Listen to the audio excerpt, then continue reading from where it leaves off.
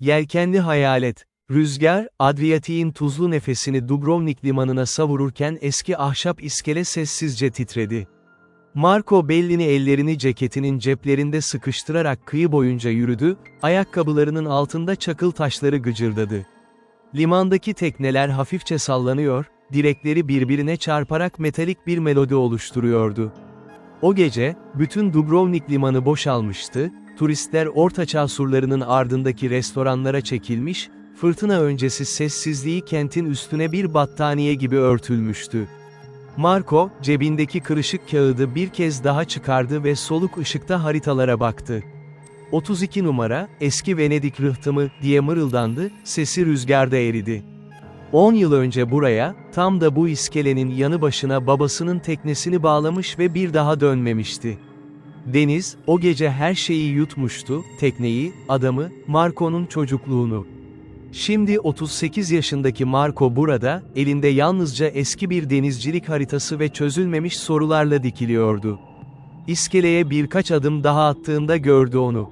Ak yelkenleri alacakaranlıkta beyaz bir hayalet gibi parlayan o tekne, 32 numaralı bağlama yerine sessizce yatıyordu. Teknenin gövdesinde siyah harflerle yazılmış bir isim vardı, Adriana. Marco durdu, kalbi göğsünde sıkıştı. Adriana, babasının teknesinin adıydı. Ama o tekne 10 yıl önce fırtınada batmıştı, en azından liman kayıtları böyle söylüyordu. Yavaş adımlarla yaklaştı, parmaklarını ahşap gövdeye değdirdi. Ahşap yaşlıydı, nemli ve soğuktu, tıpkı anılar gibi. Güverte ıslak parlıyor, küçük bir fenerin titrek sarı ışığı teknenin içinden dışarı sızıyordu. Marco yutkundu. Biri içerideydi. "Merhaba," diye seslendi, sesi limanın boş yankısında tuhaf bir genişlik kazandı. Kimse cevap vermedi. Sadece dalgalar iskelenin direklerine çarptı, ahşap içli inledi. Marco güverteye atladı, teknede hafif bir sarsıntı oldu. İçeriden gelen ışığa doğru eğildi ve nefesi içinde dondu. Küçük kameradaki masada bir adam oturuyordu, sırtı kapıya dönük, önüne açılmış eski haritalara bakıyordu. Adamın saçları beyazlamıştı ama omuzlarının genişliği, ensesinin şekli, parmakların masanın kenarına yaslanış biçimi. Marco 10 yıl önce bu detayları ezberlemişti, gözlerini kapayınca görebileceği kadar iyi. "Baba," dedi Marco, sesi çatlak çıktı. Adam döndü. Yüz kırışıktı, sakal beyaz, gözler derin ve yorgundu. Ama o gözler Marco'nun gözleriydi, aynı zeytin rengi, aynı iç içe geçmiş bulutlar. "Marco," dedi adam, sesi 10 yıllık denizden çıkmış gibi kısıktı. "Geldiğine sevindim." Marco güverteye tutundu, dizleri tutmaz oldu.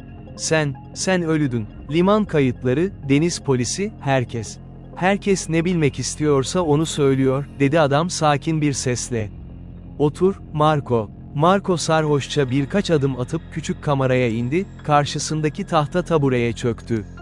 Tekne nazikçe sallandı, dışarıdan martı sesi geldi. Tek bir martı, sanki sadece onlar için ötüyordu.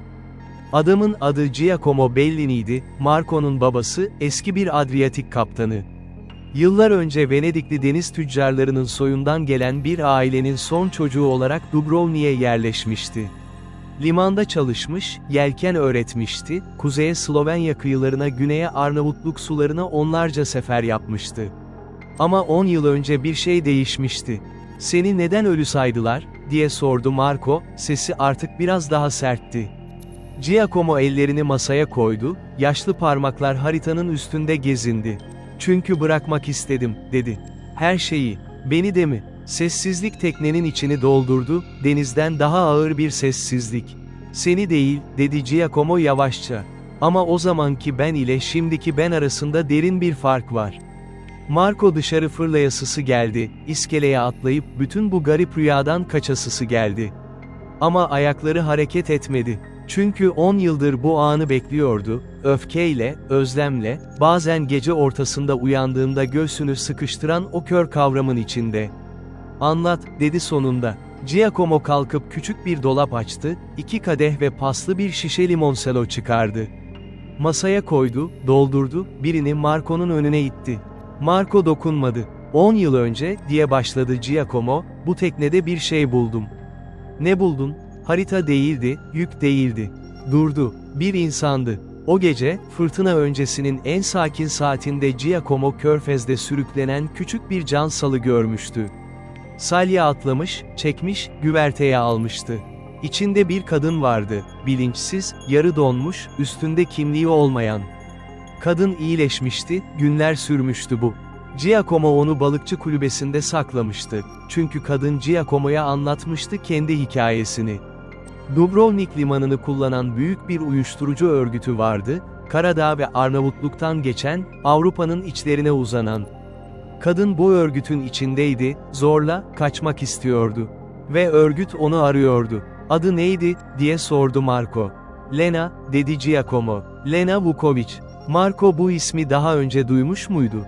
Belki bir yerde, belki bir gazetede, belki rüyasında. Ne oldu ona, diye sordu. Giacomo kadehi eline aldı ama içmedi. Kaçırdım onu. Önce İtalya'ya, sonra daha uzağa. Ve sen, ben burada kaldım. Ama örgüt beni bulursa. Marco, annem, senin dedenin evi, her şey tehlikedeydi. Bu yüzden mi öldün? Bu yüzden ortadan kalktım. Ölü bir insan kimseyi tehdit etmez. Marco masaya yumruk vurdu, kadehi devirdi, limonselo haritanın üstüne aktı, sarı leke eski deniz çizgilerini bulanıklaştırdı. Beni düşünmedin mi hiç, diye bağırdı. Her gün, dedi Giacomo, sesi kırılmıyordu ama gözleri dolmuştu. Her, tek, gün, dışarıda rüzgar artmıştı. Teknece sallandı, direk çıngırdadı, uzaktan gök gürültüsü duyuldu, Adriyatik üzerinde bir fırtına doğuyordu. Marco ayağa kalktı, başını eğerek güverteye çıktı. Hava ağır ve nemli, deniz rengi koyulaşmıştı. Surlarının tepesindeki Dubrovnik ışıkları titredi. Giacomo da arkasından çıktı, ihtiyar kaptan gibi denize baktı, sanki dalganın sesinde bir şey arıyordu. 10 yıldır neredeydin, diye sordu Marco, bu kez sesi kısıktı. Adriyatik'in çeşitli köşelerinde, küçük limanlarda, ada kenarlarında. Bazen Hırvatistan kıyılarında, bazen Yunanistan adacıklarında. Yalnız mıydın? Giacomo bir süre yanıt vermedi. Hayır, dedi sonunda. Bu cevap Marco'nun beklediği cevap değildi. Öfkesinin içinde yeni bir şey belirdi, ince ve sivri, kıskançlık mı yoksa ihanet mi bilemezdi. Lena mı, diye sordu. Giacomo başını çevirdi, oğluna baktı. O 10 yıl önce başka bir ülkeye yerleşti, evlendi, yeni bir hayat kurdu. Ben onu korudum, görevimi yaptım. O zaman kim? Giacomo sahile baktı. Başka kayıplar, başka denizler, başka hikayeler. Marco anlayamamıştı, belki de anlamamayı seçiyordu. Seni neden şimdi gördüm, diye sordu. Çünkü, dedi Giacomo, cebinden bir zarf çıkardı ve Marco'ya uzattı, artık güvende değilim. Zarf eski, sararmış ve hafifçe yırtılmıştı. Marco içinden bir kağıt çıkardı, üstünde koordinatlar ve kısa bir mesaj vardı. G, B, bulundu. Bitirelim. İtalyanca yazılmıştı, altında imza yoktu. Marco kağıdı Giacomo'ya geri uzattı. Bu ne? Bu örgüt hala aktif, dedi Giacomo. Ve birisi beni buldu. Kim gönderdi bunu? Bilmiyorum. 3 gün önce teknenin kapısının altından sıkıştırılmıştı. Marco saçlarını eliyle geri attı, limanın boş karanlığına baktı. Polis bu örgütten temiz değil. Dubrovnik'te, Kotor'da, Trieste'de üst düzey bağlantıları var. Benden ne istiyorsun? Giacomo oğluna uzun uzun baktı. Sana bunu anlatmak istedim. Sadece bu. Eğer bir gün kaybolursam, en azından birisi gerçeği bilsin. Fırtına yaklaşıyordu, gökyüzü demir rengine bürünmüştü. İskele boyunca tekne direkleri şimdi daha gürültülü çarpışıyordu birbirine. Marco konuşmadan babasının yanına oturdu. İki adam, iki nesil, 10 yıllık boşluk ve Adriyatik arasında sessizce kaldı. Sonra Marco sormak istediği her şeyi sormaya başladı. Babasının gizli hayatını, geçen 10 yılı, annesinin ölümünü duymuş muydu, Marco'nun mimarlık okuduğunu bilmiş miydi, depresyona girdiğini fark etmiş miydi? Giacomo her soruyu cevapladı, bazen uzun uzun, bazen tek kelimeyle. Evet, annesinin öldüğünü biliyordu. Uzaktan cenazesini izlemişti, surların tepesinden. Evet, Marco'nun iş hayatını takip etmişti, internet üzerinden. Evet, kötü geçen o kışı biliyordu. Limana gelip İtalyanca pastane sahiplerinden Marco'yu sormuştu. Benim için neden geri dönmedin, diye sordu Marco. Dönsem seni de tehlikeye atardım. Ben büyümüştüm, üstesinden gelebilirdim. Hiçbir şeyin üstesinden gelemezsin, sevenlerini kaybedeceğini bildiğinde. Bu cümle Marco'yu tam kalbinden vurdu. Gece ilerledikçe rüzgar güçlendi. Giacomo teknenin içine çekti oğlunu, demli çay yaptı küçük gaz ocağında. Kameranın duvarlarında deniz haritaları, birkaç soluk fotoğraf ve el yapımı düğümlü ipler asılıydı. Marco fotoğraflara baktı. Bir tanesinde genç Giacomo güneşte sırıtıyordu, yanında 12-13 yaşlarında küçük bir çocuk vardı. "Bu ben miyim?" diye sordu Marco. Kotor'da çektirmiştik. Karadağ'ın körfezinde. "Hatırlamıyorum." "Hatırlamıyorsun çünkü sen fırtına geçtiği için ağlamıştın bütün gün, en sonunda yorulup uyumuştun, uyurken çektirdim." Marco güldü. İstemeden güldü, beyninin derinliklerinden gelen, savunmasız bir gülüştü. Giacomo de güldü. Ve o gülüş, o iki paralel gülüş, yılların duvarından bir çatlak açtı. Saat gece yarısını çoktan geçmişti. Fırtına tam üstlerine gelmişti ama liman görece korunaklıydı, dalgalar büyük değildi. Yağmur başladı, önce ince iğne, sonra giderek yoğunlaştı. İkisi kamerada oturmuş, çay içmiş, konuşmuştu, yıllar. Giacomo, Marco'ya örgüt hakkında bildiği her şeyi anlattı. İsimler, koordinatlar, rota bilgileri. "Bunu bir güvenilir gazeteciye iletmek istiyorum," dedi Giacomo. "Benden mi yardım istiyorsun?" "Hayır. Sadece birinin bilmesini istiyorum. Eğer bana bir şey olursa, bu bilgiler kaybolmasın." Marco cebinden telefonu çıkardı. "Ben bir mimardım. Gazeteci tanımıyorum. Ama güvenilir biri tanıyor olabilirsin." Marco bir süre düşündü. Üniversiteden arkadaşı Petra, şimdi Zagreb'de araştırmacı gazetecilik yapıyordu. Balkan organize suçu üzerine yazılar yazmıştı, ödüller almıştı. "Belki," dedi Marco. Giacomo'nun anlattıkları saatler sürdü. Örgütün kökleri, Karadağlı bir ailenin 1990'lardaki Balkan Savaşları döneminde büyütüp yapılandırdığı bir ağdı. Başlangıçta silah kaçakçılığıydı, sonra uyuşturucuya, sonra insan ticaretine kaymıştı. Adriyatik rotaları stratejikti, İtalya kıyılarına yakınlık, Avrupa pazarlarına açılan kapılar.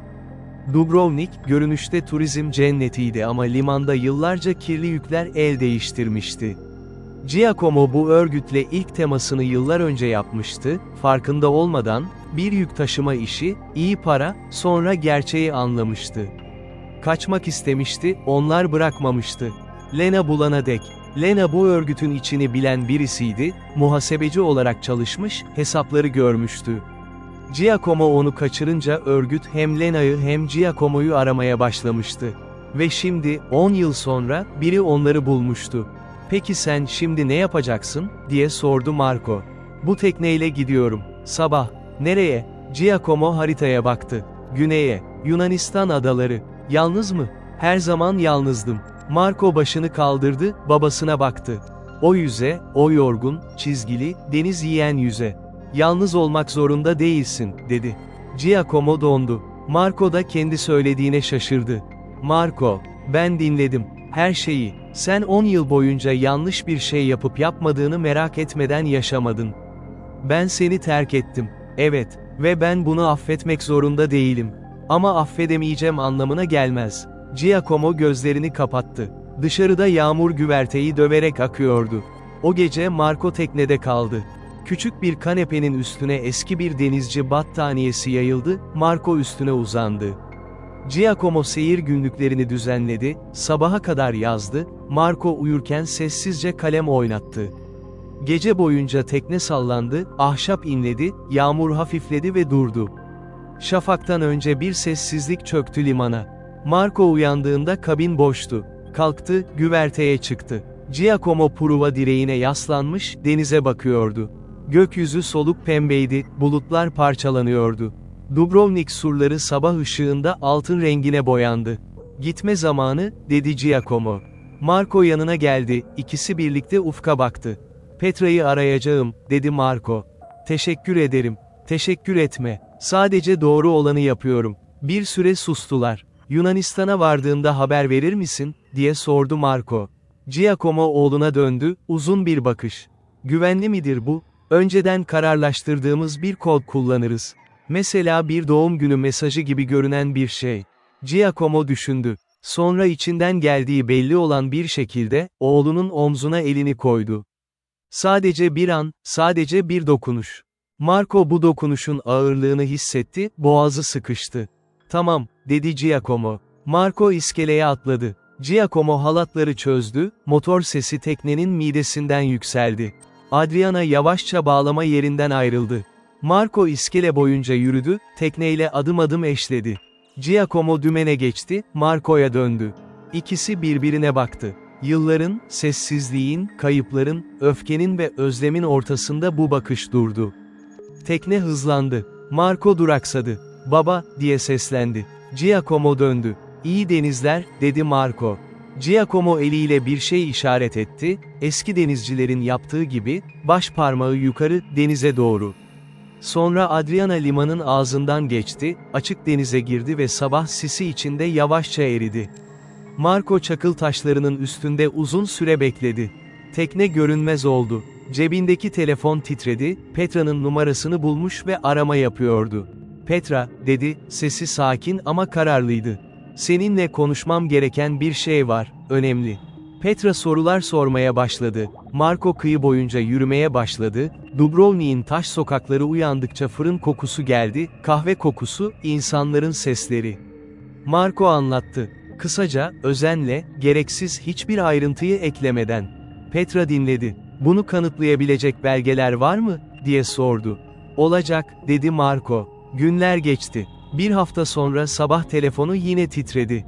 Alışılmadık bir numara, Yunanistan kodu. Mesaj kısaydı, "Doğum günün kutlu olsun, Marco. Çok güzel manzaralar var burada." Marco mesajı okudu, bir daha okudu. Sonra pencereye yürüdü. Atölyesinin penceresinden İstanbul'un ufkunu görebiliyordu, başka bir denizdeydi o an, farklı bir limanı, boğazın soğuk sularına bakan eski bir binanın katında çalışıyordu. Mavi su, uzakta bir tanker, martılar. Denizin her yerden aynı göründüğünü düşündü. Babasının nerede olduğunu bilmiyordu tam olarak. Ama denizde olduğunu biliyordu. Ve bu bir şeydi. Petra 3 ay sonra makalesini yayımladı. Büyük bir Hırvatistan gazetesinde yayımlanan araştırma, Adriyatik boyunca uzanan örgütün 15 yıllık tarihini belgeliyordu. Koordinatlar, isimler, liman kayıtları. Giacomo'nun adı geçmiyordu, koruma altına alınmıştı. Ama gerçek yayılmıştı, dalgalar gibi. Önce Dubrovnik polisinde gözaltılar, sonra Trieste'de tutuklamalar, sonra zincirin diğer halkalarına uzanan baskınlar. Marco bu haberleri tek tek takip etti. Her birini okudu, her birini hissetti. Ve bazen gece, uyumadan önce, Adriyatik'i düşündü. Beyaz yelkenli bir tekneyi, ak hayaleti, karanlıkta ilerleyeni. Yıllar sonra Marco bir tasarım ödülü törenine katılmak için Venedik'e gitti. Gecenin sonunda kanallar boyunca yürürken tanımadığı bir adam yanına yaklaştı. Yaşlı, saçları ağarmış, yürüyüşü denizden alışkın. Adam hiçbir şey söylemeden küçük bir kağıt parçası uzattı ve döndü, gitti. Marco kağıdı açtı. Sadece bir koordinat yazıyordu, altında tek bir cümle. "Harika bir küçük köy var, bir gün gel." Marco güldü. Venedik'in gece sularında, gandıl ışıkları titreşirken, eski taş köprünün altında, tek başına güldü. Ve o an anladı ki bazı hayaletler ölmez. Bazı hayaletler sadece ufka doğru yelken açar. Ve orada, açık denizin ortasında, onları hatırlayan biri olduğu sürece yaşar.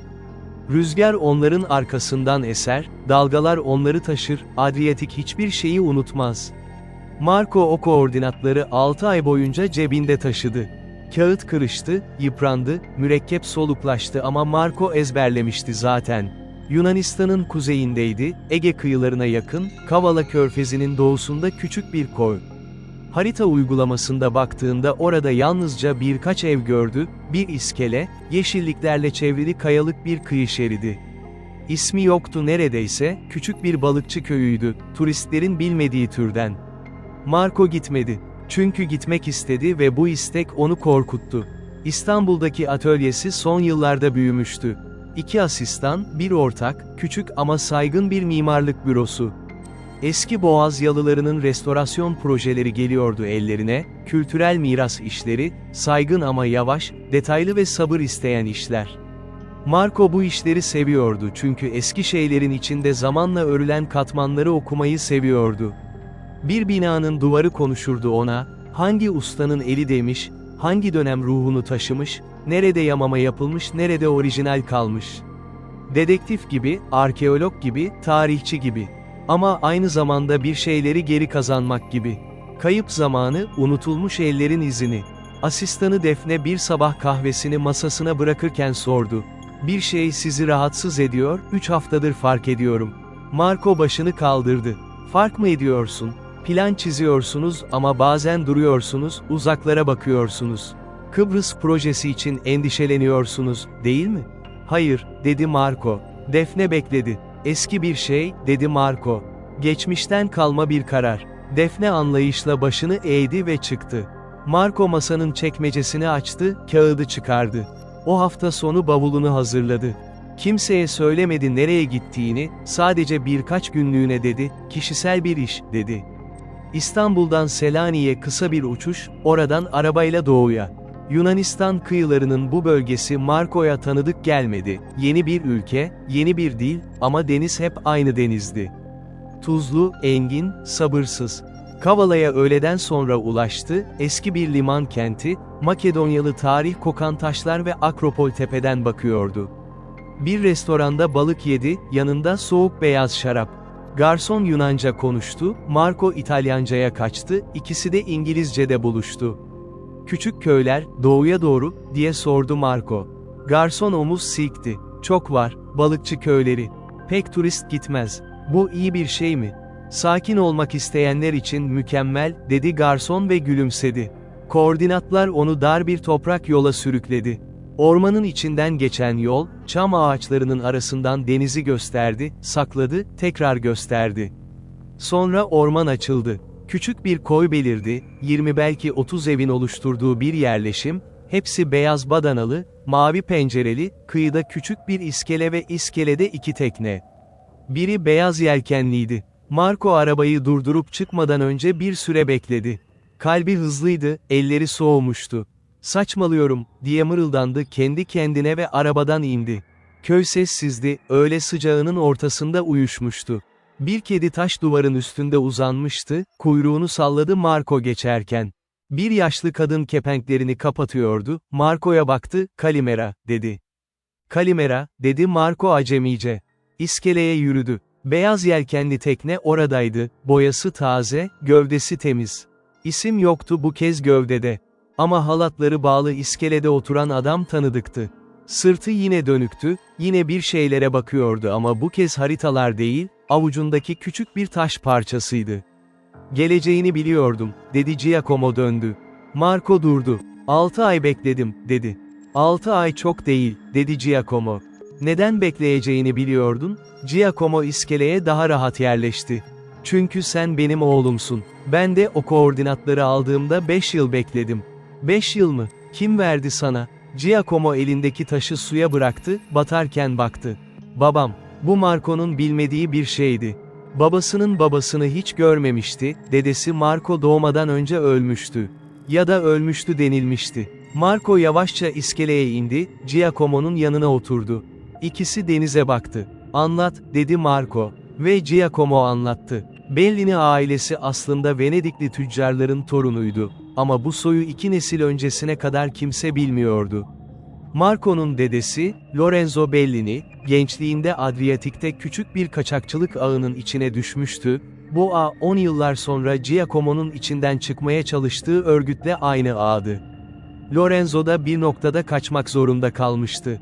Küçük bir Yunan adasına yerleşmişti, Ege'nin ortasında, kimsenin aramadığı bir yerde.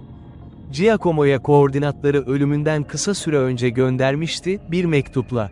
"Hayatında bir gün kaçman gerekirse, işte güvenli bir yer. Ve sen o yeri buldun mu?" diye sordu Marco. "Bulduk," dedi Giacomo. "Bu köy o yerdir." Marco çevresine baktı, küçük evler, zeytinlikler, kıyıdaki tekneler. "Bu köyde mi yaşıyorsun?" "3 yıldır." "Güvende misin?" "Burada beni tanıyan tek kişi ihtiyar Nikos'tur. Balıkçı. Rum denizciler her şeyi bilir ama hiçbir şey söylemez, onların yasası böyledir." "Hayatın nasıl?" Giacomo biraz güldü, beklenmedik bir gülüştü. Sabah erken kalkarım, tekneyle açılırım, balık tutarım ya da sadece denizdeyim. Öğleden sonra zeytinliğe bakarım, buradaki evlerin yaşlı sahipleri var, yardım ederim.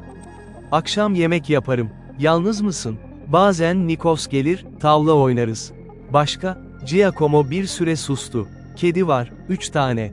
İsimsiz. Marco güldü. Babasının güldüğünü gördü. Ve bu gülüş, bu basit, tuhaf, kediler üzerine gülüş, yılların bir diğer katmanını daha çıkardı aralarından.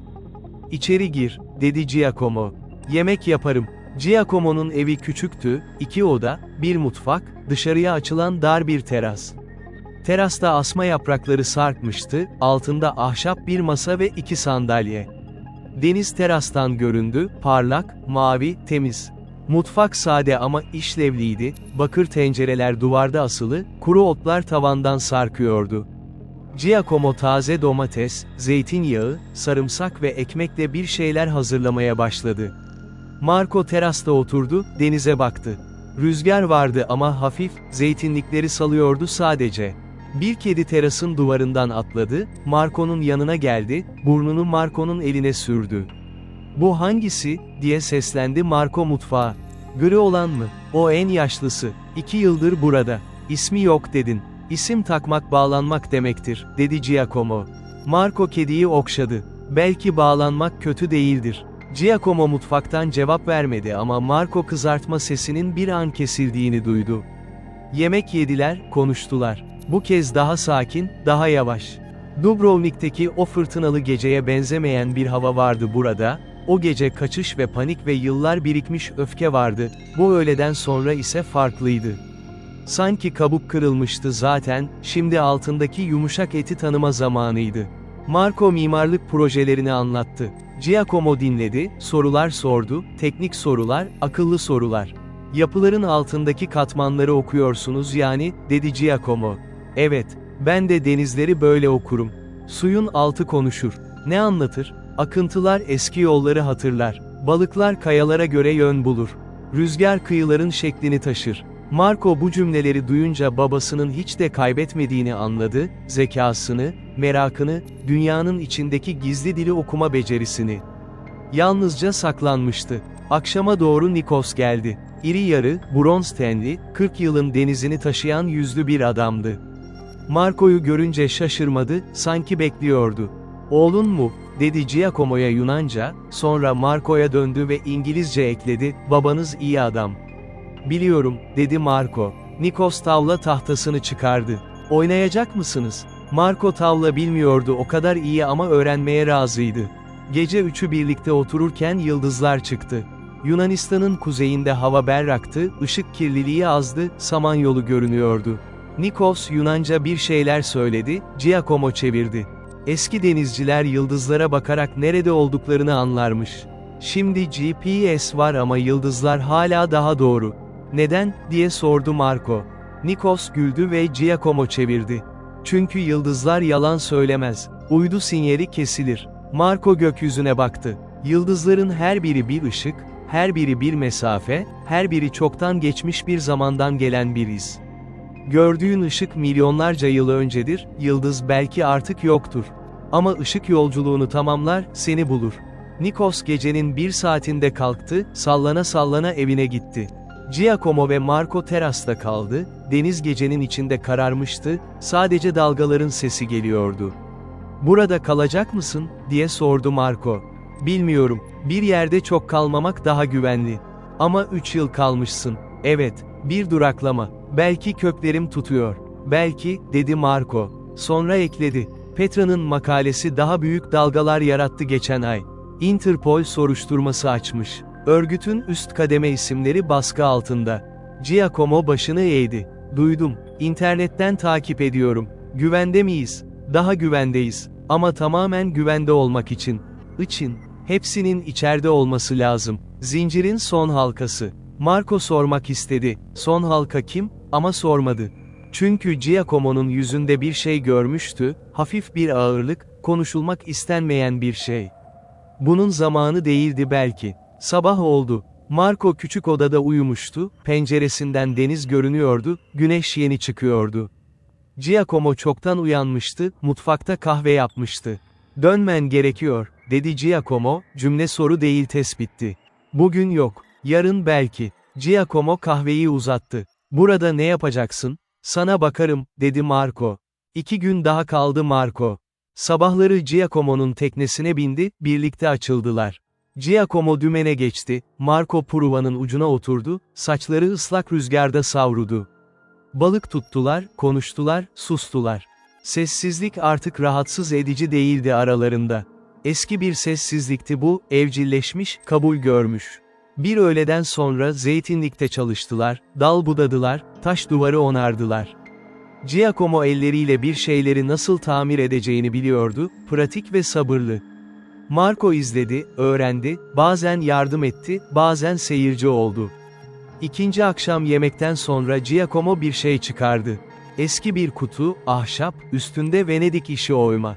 Büyük babamdan kaldı. Lorenzo'nun. Marco kutuyu aldı, ağırdı.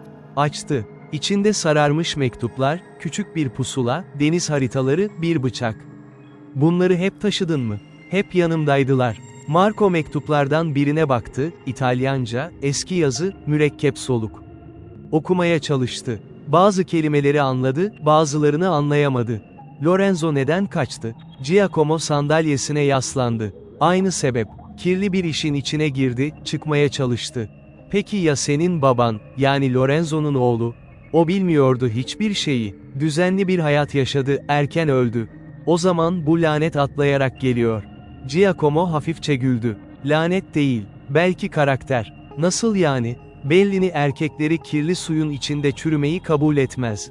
Kaçar. Ya da savaşır. Marco bu cümleyi kafasında çevirdi.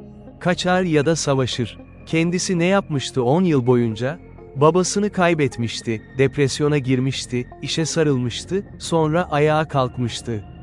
Kaçmamıştı ama savaşmamıştı da. Hayatta kalmıştı sadece, sıkı dişleri geçirmişti. "Ben sadece hayatta kaldım," dedi. "Bu da bir şeydir," dedi Giacomo. "Yeterli mi?" Giacomo oğluna baktı. "Şu an burada, benimle oturuyorsun. Bence yeterli." Gitmeden önce Marco Giacomo'ya yeni bir telefon bıraktı. Şifreli bir mesajlaşma uygulaması kuruluydu içine. "Bu üzerinden konuşuruz. Sadece ben ve sen." Giacomo telefonu tuhaf bir şekilde tuttu, yeni nesil teknoloji ona garip geliyordu. "Öğrenirim," dedi. "Nikos yardım eder. O benden daha az bilir." İkisi güldü. Marco bavulunu aldı, arabaya yürüdü. Giacomo iskelenin başında durdu. Bu kez kucaklaştılar. Kısa bir kucaklaşma, acemi ve biraz hantal ama gerçekti. Marco arabasına bindi, motorla döndü. Giacomo elini kaldırdı. Marco da kaldırdı. Selanik havalimanında beklerken Marco şifreli uygulamayı açtı ve yazdı. "Güvenli mi?" Birkaç dakika sonra cevap geldi. "Evet, kediler seni sordu." Marco güldü ve uçağa bindi. Aylar geçti. Mesajlar düzensizdi ama geliyordu. Bazen Giacomo kısa yazıyordu, "Bugün fırtına vardı, tekne sağlam." Bazen Marco yazıyordu, "Yeni bir proje, Büyükada'da ahşap yalı, seveceğin bir yer." Bazen hiç yazılmıyordu, haftalar geçiyordu. Ama bu artık sessizlik değildi. Bilinen bir şeydi, ikisi de hayatındaydı. Bir gün Petra aradı. Örgütten son isim tutuklandı. Karadağlı patron. Marco oturdu. "Ne zaman?" "Dün gece. Interpol operasyonu, 6 ülke koordineli." "Haberler çıktı mı?" "Yarın büyük gazetelerde olacak." Marco telefonu bıraktı, şifreli uygulamayı açtı, yazdı. "Duydun mu?" Cevap hızlı geldi. "Duydum. Nasıl hissediyorsun?" Uzun bir duraklama, sonra. "Deniz bugün çok güzeldi." Marco bu mesajı defalarca okudu. Deniz bugün çok güzeldi. 10 yılın, 2 neslin, 3 neslin, kaçışların, ölümlerin, yalnızlıkların, hasretin sonunda. Deniz bugün çok güzeldi. Bu yeterliydi. Yaz sonunda Marco tekrar gitti. Bu kez daha uzun kaldı, 1 hafta. Nikos ona balıkçılığı öğretti, sabahın körü denize açmayı. Giacomo ona yıldızlarla yön bulmayı gösterdi, eski yöntemi, pusulasız. Marco onlara eski binaların nasıl konuştuğunu anlattı, duvarların içindeki tarihi. Nikos dinledi, anlamasa da başını salladı. O hafta bir akşam Giacomo bir şey söyledi. Teras masasında, asma yapraklarının altında, şarap kadehleri önlerinde. "Marco," dedi. Bir şey yapmak istiyorum, ama yardımına ihtiyacım var. Ne yapmak istiyorsun? Giacomo uzun süre masaya baktı. Adımı geri almak istiyorum. Bu cümle havada asılı kaldı. Adını geri almak, varoluşunu yeniden kurmak, ölüden dirilmek, devlet kayıtlarına girmek. Bu mümkün mü, diye sordu Marco. Petra biliyor mu bu tür şeyleri? Belki, ama neden şimdi? Giacomo gözlerini kaldırdı. Çünkü artık korkudan saklanmıyorum, ama hala kayıp biriyim. Fark nedir? Fark şu, korku geçti. Utanç geçmedi. Marco bunu işitti, tam olarak işitti. Babasının 10 yıldır taşıdığı şey korkudan çok utançtı. Bir baba olarak, bir insan olarak, kaçmak zorunda kalan biri olarak. Utanmana gerek yok, dedi Marco. Biliyorum, dedi Giacomo. Ama bunu gerçek adımla, gerçek yüzümle yaşamak istiyorum artık. Süreç uzun sürdü. Aylar, bürokratik yazışmalar, hukuki işlemler. Petra bir avukat buldu, İtalyan hukuku, Hırvatistan kayıtları, Yunan ikameti. Giacomo belgeleri imzaladı, ifade verdi, örgütle ilgili bildiklerini resmi kayıtlara geçirdi. Korumalı tanık statüsü aldı bir dönem için. Marco her aşamada yardım etti, belgeler, çeviriler, seyahatler. İstanbul ile o küçük Yunan köyü arasında birkaç kez gidip geldi. Bir gün Giacomo Marco'yu aradı. Ses titrekti ama ses sevinçliydi. Pasaport geldi. Adın ne yazıyor? Giacomo Lorenzo Bellini. Lorenzo mu? Babasının adını verdim. Marco gözlerini yumdu. Bürosunda, boğaza bakan penceresinin önünde, telefonu kulağında, gözlerini yumdu. Güzel, dedi. Evet, dedi Giacomo. O yıl Noel'i birlikte geçirip geçiremeyeceklerini sordu Marco. Giacomo bir süre düşündü. Noel mi, dedi. Biz Venedikliyiz, bizim için 6 Ocak Befanadır asıl. Marco güldü. Tamam, Befana'yı birlikte geçirelim. Köye mi geliyorsun, ya da sen İstanbul'a gelirsin? Sessizlik. İstanbul, dedi Giacomo, sesi farklı çıktı. Uzun zaman oldu. Hayatında hiç gittin mi? Bir kez, çok genç. Boğazı görmüştüm, unutmadım. O zaman gel, dedi Marco. Giacomo Ocak ayının başında geldi. Selanik üzerinden gelmişti, otobüs ve feribot, uzun ama sakin. Marco onu Kabataş iskelesinde karşıladı. İhtiyar kaptan İstanbul'a ayak bastığında durdu, etrafına baktı. Boğaz önündeydi, iki yakası görünüyordu, köprüler uzakta, martılar alçak uçuşta, şehrin gürültüsü her yerden geliyordu. Büyümüş, dedi. Her şey büyümüş, dedi Marco. Birkaç gün gezdiler şehri. Marco babasına işini gösterdi, Büyükada'daki yalıyı, Boğaz kıyısındaki restorasyon projelerini. Giacomo her duvara dokundu, her ahşabı ovaladı, her taşın sesini dinledi gibi yaptı. Nasıl yapıyorsunuz bunu, dedi Giacomo. Neyi? Eski olanı koruyarak yenilemek. İkisi çelişmiyor mu? Her zaman, dedi Marco. Bütün mesele bu çelişkiyle yaşamayı öğrenmek. Giacomo başını salladı, yavaş ve derin. Befana akşamı Marco küçük bir yemek hazırladı. Sadece ikisi. Eski İtalyan geleneğine uygun, tatlı çoraplar, panetton, şarap. Giacomo masaya oturdu, etrafına baktı. Marco'nun evini, kitaplıkları, duvarındaki deniz haritalarını, çizim masasını. Sen de haritalar asıyorsun duvara, dedi. Marco dönüp baktı. Fark etmemiştim. Belliniler öyle yapar, dedi Giacomo. Duvarlarına deniz asarlar. Gece ilerleyince Giacomo cebinden küçük bir şey çıkardı. Lorenzo'nun ahşap kutusundan aldığı eski pusula. Masaya koydu. Bu sende kalsın. Marco pusuluya baktı. Sararmış, bronz, kadranı hala dönüyordu. Ben bunu alamam. Dedenin, sonra babamın, şimdi seninki. Bellini pusulası. Marco pusulayı aldı, avucunda tuttu. Ağırdı, sıcaktı, metal ama sanki yaşıyordu. Teşekkür ederim, dedi. Yön bul, dedi Giacomo. Giacomo birkaç gün sonra döndü. İskel'de veda ederken bu kez daha uzun kucaklaştılar. Hantal değildi, acemi değildi. Sadece gerçekti. Yazın gel, dedi Marco. Ya da ben gelirim. İkisi de olur, dedi Giacomo. Marco onu vapura bindi izledi, vapur boğaza açıldı, silüeti küçüldü, gözden kayboldu. Marco eve dönerken pusulayı cebinde hissetti. Kadranı kendi aksına göre dönüyordu, kuzey hep kuzeydi. Bellini erkekleri kaçardı ya da savaşırdı. Marco düşündü ki belki üçüncü bir yol vardı. Kaçmadan durmak, savaşmadan kalmak. Köklenmek. Eski binaların yaptığı gibi, katmanlar katmanlar büyüyerek, her el izini taşıyarak, yine de ayakta durarak. Akşam atölyesinde oturdu, önüne boş bir kağıt açtı. Çizmek için değil, yazmak için. Tek bir şey yazdı. Lorenzo, Giacomo, Marco, 3 isim, 3 kuşak, bir deniz. Kağıdı katladı, pusulasının yanına koydu. Pencereden boğaza baktı. Su akıyordu, her zaman aktığı gibi. Ve Marco orada, iki kıta arasında, iki deniz arasında, iki zaman arasında, pusulasıyla oturdu. Yön bulmuştu. Son.